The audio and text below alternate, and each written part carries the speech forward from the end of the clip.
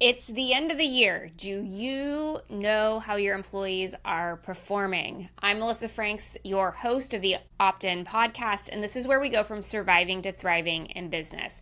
This week, we are talking all about your people and the things that you should be taking care of before the end of the year.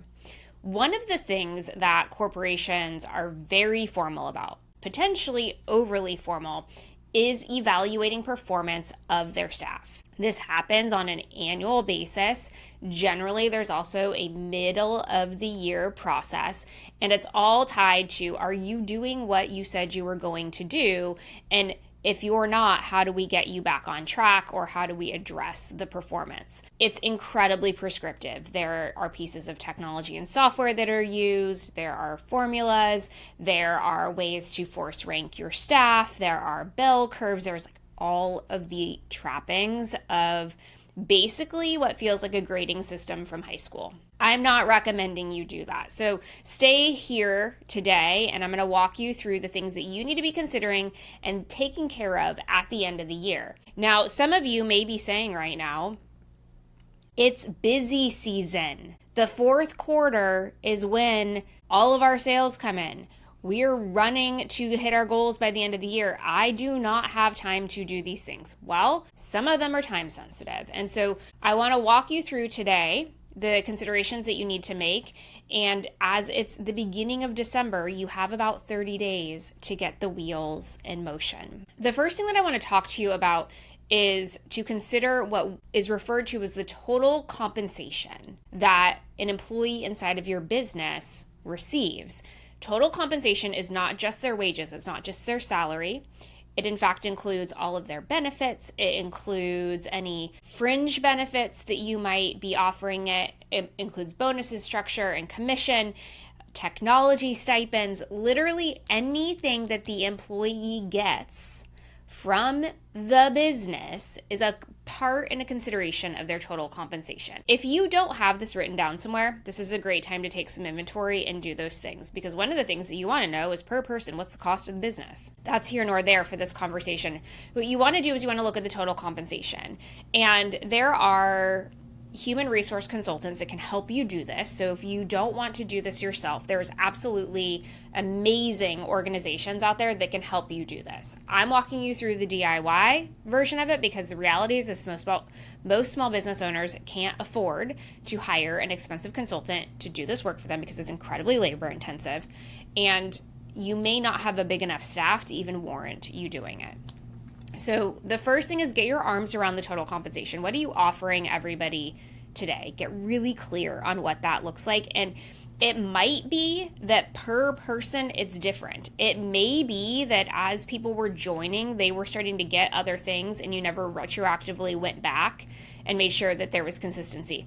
It's okay. We can fix it. Knowing it is half the battle. So just the first thing, get really, really clear on all of the ways that all of your staff across all of the people get compensated. That's number one. The second thing to do is to get the job descriptions together so that you have all of the documentation. And if you hired somebody and don't have a job description, that also is a signal to you that something needs to be done. So you really want this whole package of things. And now what we're going to do is we're going to do an assessment of your business through the lens of people. We often assess our businesses through the lens of revenue. We often assess our business through the lens of opportunity or leads or even advertising, our messaging, how we're communicating. Our employees and our team generally take a back seat. We don't tend to get on their side of the table and look forward.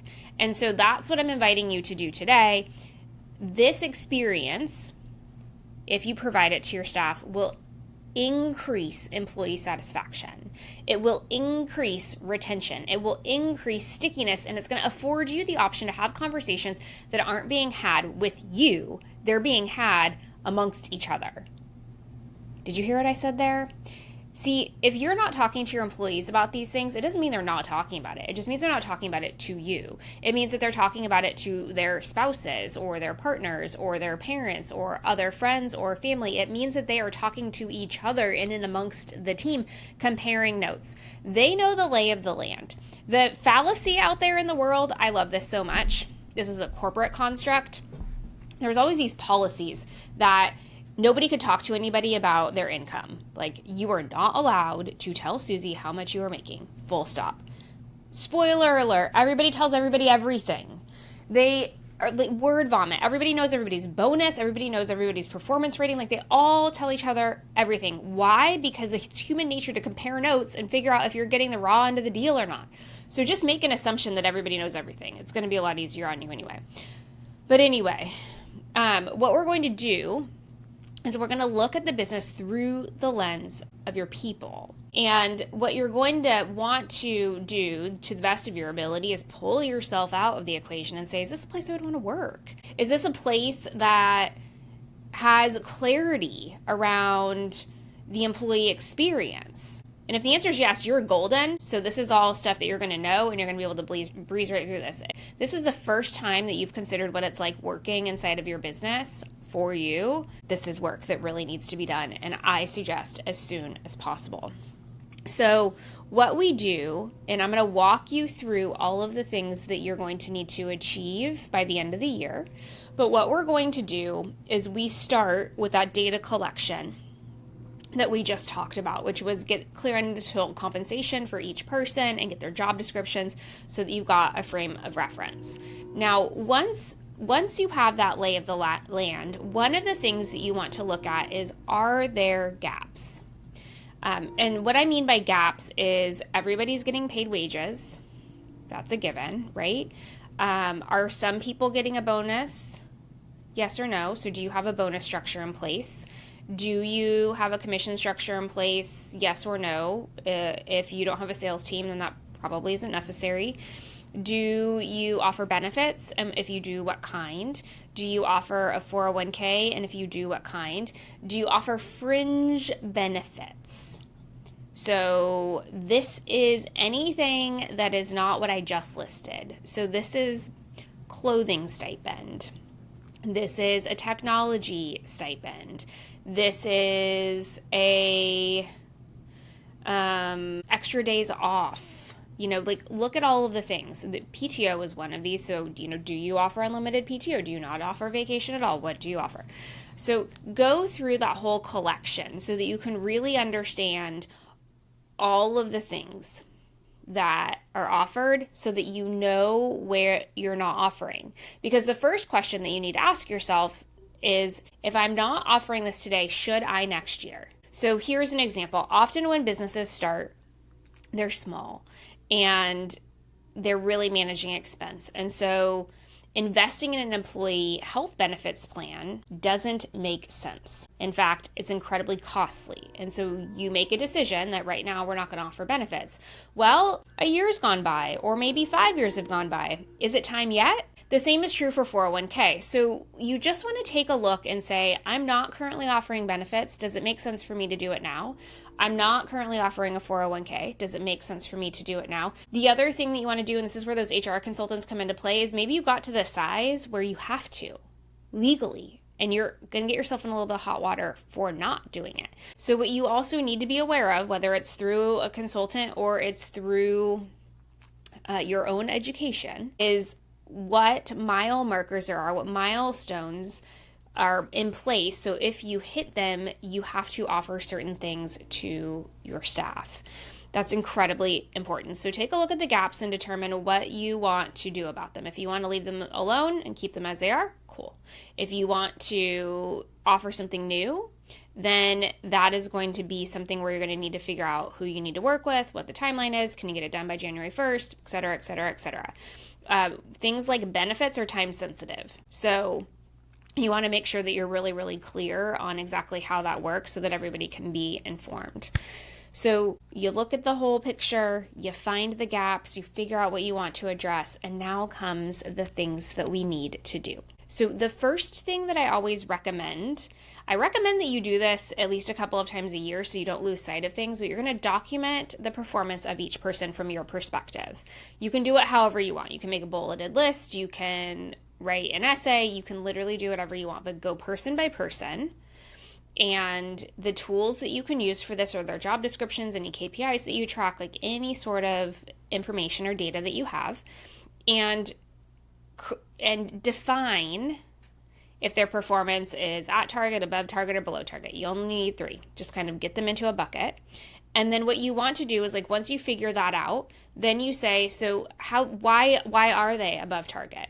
And then you're going to want to detail all of those things out. And you're going to want to make sure that there's a good amount of them that are measurable. You don't want all of that to be subjective, because that can be challenged by other employees or other people later on. So figure out per person how they performed for the year. Write a narrative of some sort of kind so that you have some speaking points and something to give them to communicate your perspective on their performance. Okay, that's step number 1.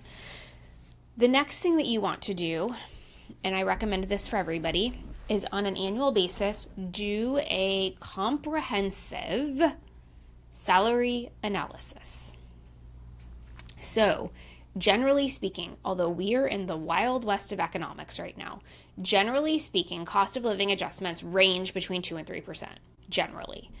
I have not looked at the data for this year. I wouldn't be surprised if it's at 5 or 7. So take that for what it's worth. Cost of living adjustment is something that you should always be offering people. The reality is it's just more expensive to live this year than it was last year.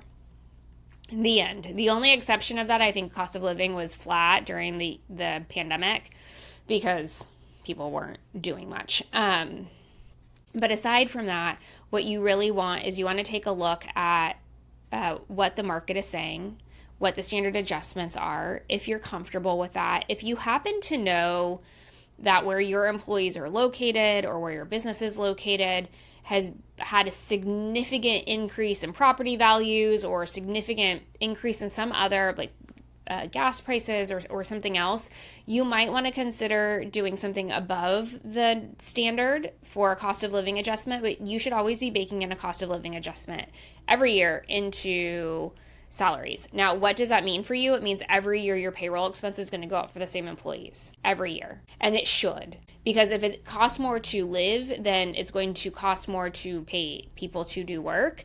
And if you want to retain the people, then you're going to keep your wages as competitive as possible. So that's number 1. The second thing is that you want to be able to do an assessment of how you're paying your staff based on the role that they have across what is industry average for a role. Now, you can get incredibly specific. So you can get down to the zip code. So you can say, for this zip code, for a creative director, what's the average, what's the median salary that they receive? And you'll be able to see a low, middle, and a high. And you can get those things. I don't recommend that you use tools like Glassdoor because people self-report and they can say whatever they want. This is when an HR consultant is really helpful because they pay to have access to real wage data that will help you decipher through all of the noise that's out there. And friends, everything, I'm going to say this about 17 times, everything that I'm about to tell you to do, please do not rely on AI for this. It is unreliable. It's like asking your 5-year-old to decide how much money somebody should make. All that AI is it's a bunch of all of that information. So it's taking all of that Glassdoor nonsense and using it as a data point to tell you what to do. It is really not helpful. If you cannot afford an HR consultant and you want to have a conversation about it, go find somebody that's got a bigger business than you with similar roles and ask their advice. They've already done it and they've gotten bigger than you, so they know what the going rate is for these things. But don't rely on AI to tell you how to do this. It's just going to be a mess. You're either going to overpay or underpay, and it's not going to be right regardless. So you want to do a thorough review of salaries. So we've already addressed that you're going to do a cost of living adjustment. The next thing that you're going to do is you're going to determine if you have to make any wage adjustments.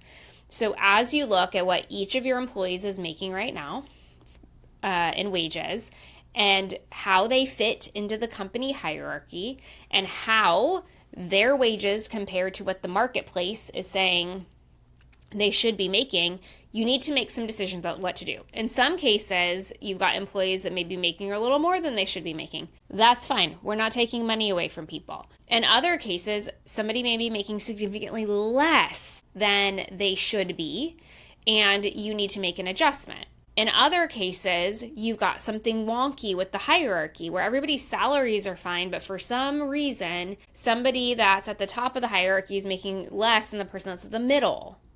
And that's an issue, and you need to address it. And so what you want to look for is harmony. Some of these inequities, if you have a manager that is making less than an employee that reports to them, it's a one-time fix. You just fix it.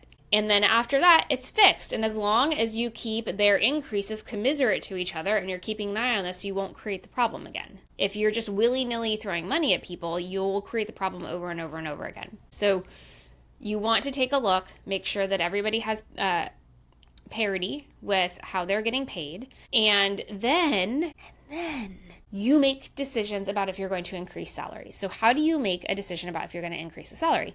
We pay for performance. So what that means is that if somebody is below target, they don't get a pay increase. You may even make a decision to withhold the cost of living increase. That's up to you.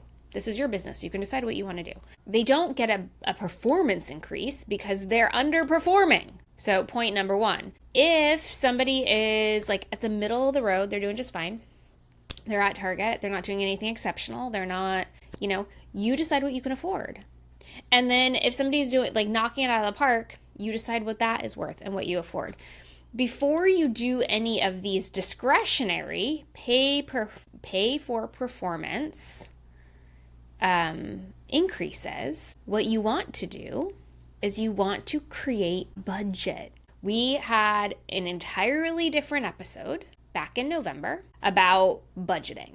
So we're not going to talk about it here. But what you want to do is you want to pull out that budget and you want to look at it and say, can I afford what I want to do? Is it in line with my plan? Hopefully the answer is yes, and you're good to go. If you didn't listen to that budget episode, go listen to the budget episode and then create the budget and then figure out what you can afford.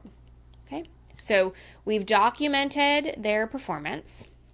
We have determined what sort of salary changes we're going to make. And then what we're also going to do is based on that performance that we documented and the salary that we believe that they should earn based on the things that they are doing, we're going to take a little pass at the job descriptions.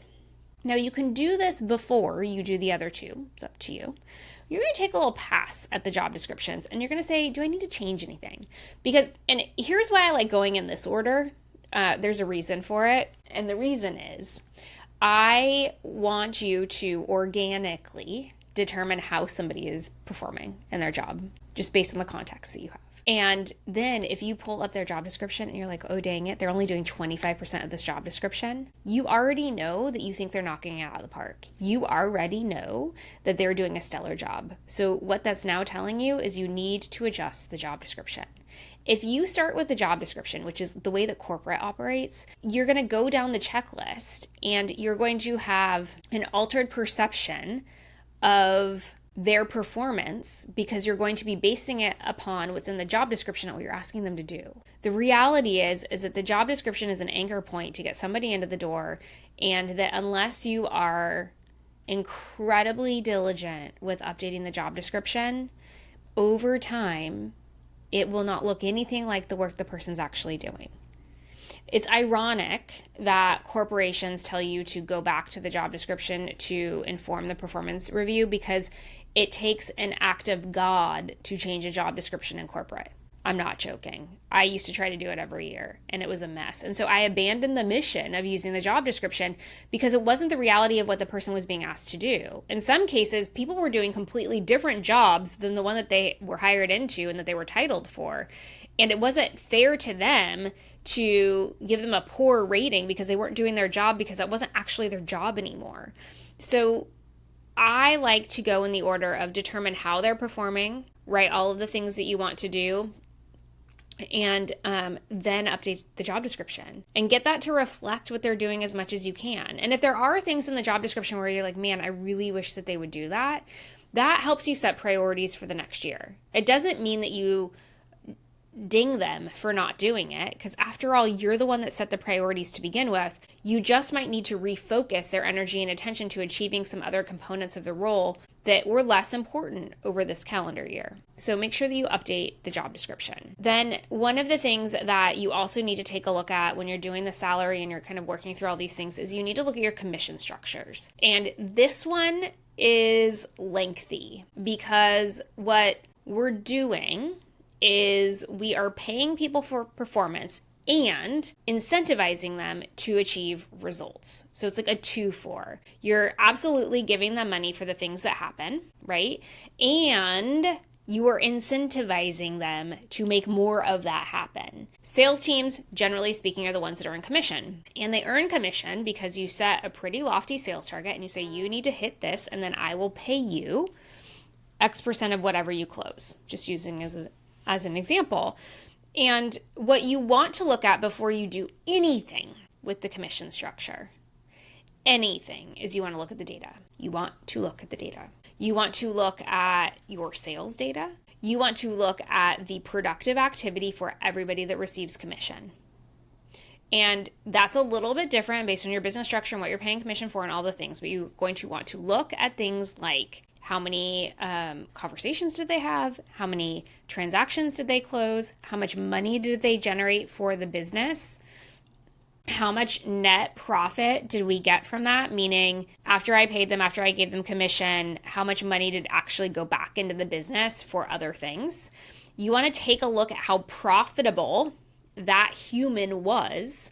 And what you also want to be able to identify, and this is where nuance comes in, is how successful they were at achieving the results that you want. Amazing salespeople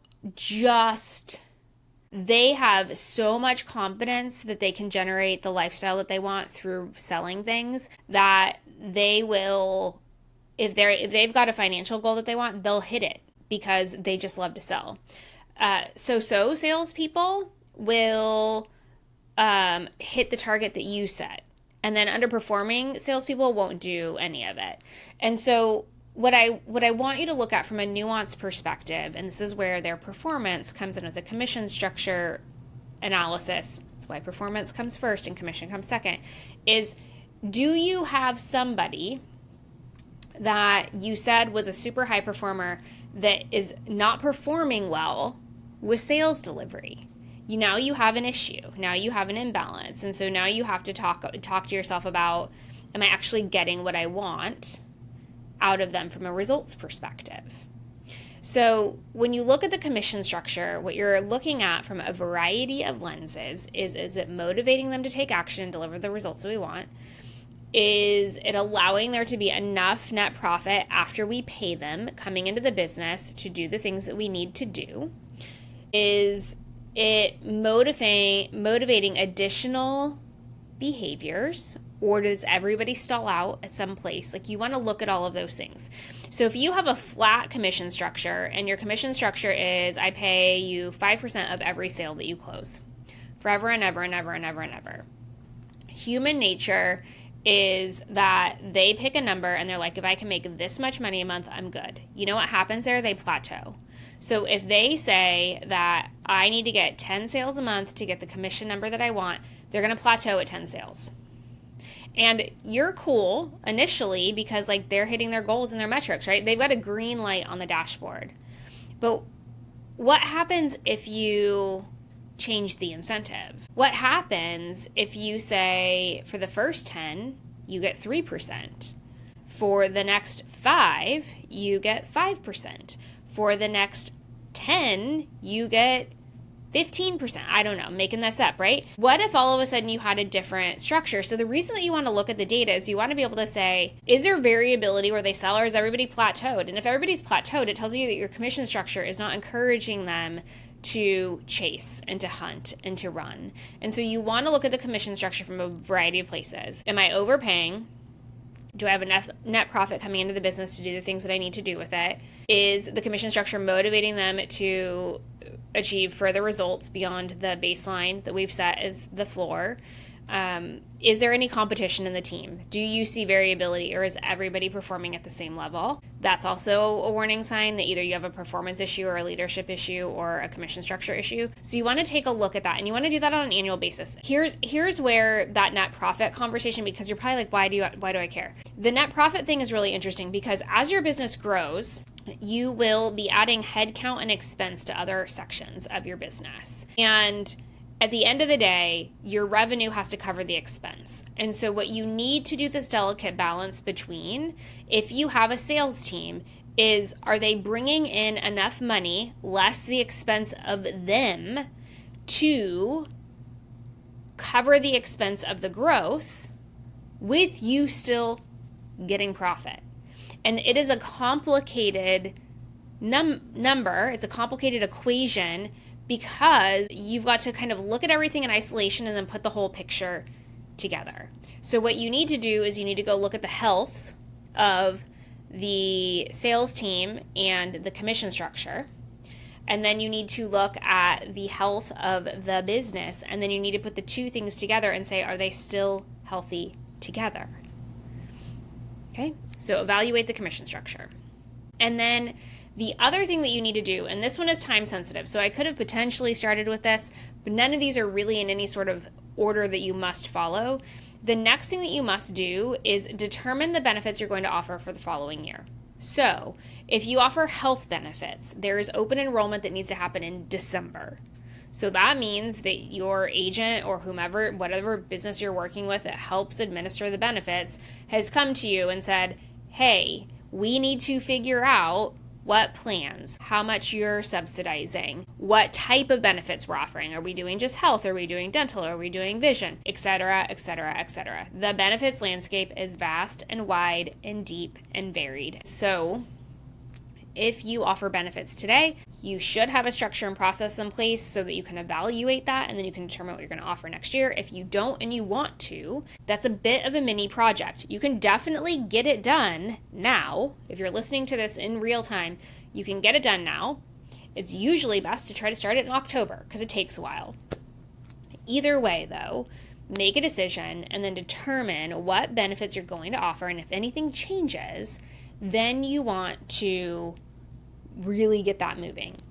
And if there are employee considerations, for example, one client that we worked with, the client allowed, within reason, the employees to make decisions around what changes to their benefits they would have. So for example, last year, they made a decision not to have vision and dental so that they could get an FSA or an HSA.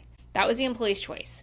So if you want to include employees in the conversation, then you can do it in a way where you're like, you can have this or you can have this. Which one do you want? And see where they come to agreement with and move on. So benefits is kind of that last thing that you really need to take a look at. And that can be anything. Anything. It can be that you're giving everybody, an extra week of vacation a year. It can be that you are, giving them a technology stipend so that if they want to upgrade their monitors or they want to get a better ring light or they can do whatever, they can spend it on whatever they want. You can give them an education stipend. Like, you can literally do whatever you want because you own the business and it's your rules. So you create discretionary benefits, create, kind of more legally required benefits, and then allow them to do what's best for them. The one thing I didn't hit on was bonus. Bonus happens in the budget episode also, so I'm not going to spend a bunch of time here, but you also need to evaluate at the end of the year if you made bonus, and if you did make bonus, how you're paying bonus out and how much everybody's getting and what that looks like. Bonuses also are incredibly different. Most often they're cash. Sometimes, depending on your business, they might be equity, they might be shares of stock, they might be incentive trips, they might be all sorts of things. But you intentionally plan for bonus during your budgeting process so that by the time you get there, you've actually reserved the cash that you need in order to fulfill your obligation related to your benefits policy. With that said, the last thing is all of this needs to be written down. So if you go through all of these steps and you do all of these things, you need to write them down somewhere. You need to write down a policy for performance management. You need to write down a policy about how you manage pay for performance. You need to write down the commission policy. You need to ensure that you have documentation for the benefits policy, like when are you eligible? Who is eligible? How does open enrollment work? All of the things. If you give a bonus, you need a policy. You have to write the stuff down. It matters. Why does it matter? Because in the best case scenario, you never, ever, ever, ever end up in a litigious circumstance. In the worst case scenario, you need to be able to point to that documentation and say, this is what we were offering at the time, and it's fair and equitable and all the things, and like what they're saying is not correct. If you don't have it written down, it becomes you said, she said. They use a bunch of emails. You can't ever figure anything out. And then you know what ends up happening? You're on the hook. I don't know what you'll be on the hook for, but you don't want to be on the hook for that if you can avoid it by just writing stuff down. So these are the employee things that you need to consider at the end of the year. Now, your one final question may be, well, what if I do reviews at the middle of the year? Awesome.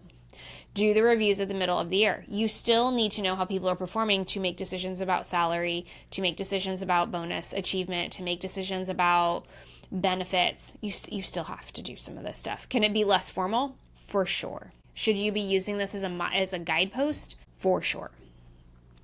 So go out there. I'm keeping these podcasts really short towards the end of the year so that you can spend more time doing and less time learning. I wish you all of the best, and until next time, friends, please know that you are wise, you are strong, and you are capable, and I believe in you.